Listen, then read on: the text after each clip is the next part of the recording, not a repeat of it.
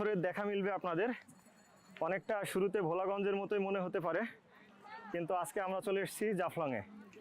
দেখুন, ছোট বড় বিভিন্ন সাইজের বিভিন্ন রং বেরঙের পাথর কিন্তু দেখা মিলছে জাফলংয়ে। তো আমরা এখন যাচ্ছি একদম জিরো পয়েন্টের দিকে। দেখুন, এপাশে অসংখ্য মানুষ কিন্তু জাফলং ভ্রমণে এসছে, রোদ গরম উপেক্ষা করেই বলা যায়।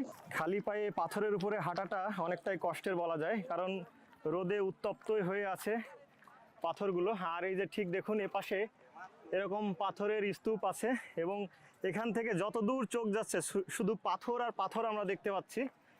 আর এখন পানির পরিমাণ ঠিক কেমন আছে পিয়াইন নদীতে সেটি আপনাদেরকে দেখাবো।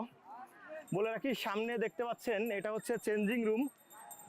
গোসল সেরে আপনারা এখান থেকে আপনাদের জামা কাপড় চেঞ্জ করে নিতে পারেন। পুরুষ এবং মহিলাদের জন্য জনপ্রতি 20 টাকা মূল্যে কাপড় চেঞ্জিংয়ের সুযোগ রয়েছে। এখানে কিন্তু শুধু চেঞ্জিং রুম না, লকারেরও ব্যবস্থা রয়েছে।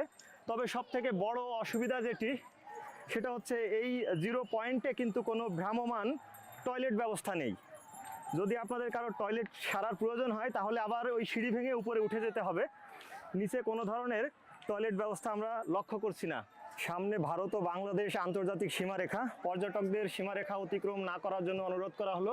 বিজিবির পক্ষ থেকে কিন্তু এরকমই একটি সাইনবোর্ড এখানে দেওয়া আছে। তারপরেও দেখুন, এখানে বেশ কিছু মানুষ কিন্তু ওপারে গিয়ে পিয়াইন নদীর যে সৌন্দর্য সেটি দেখার চেষ্টা করছে। যদি আমি এই পাশে একটু জুম করে দেখাই, দেখুন এখানে একজন বিএসএফকে লক্ষ্য করছি ঠিক।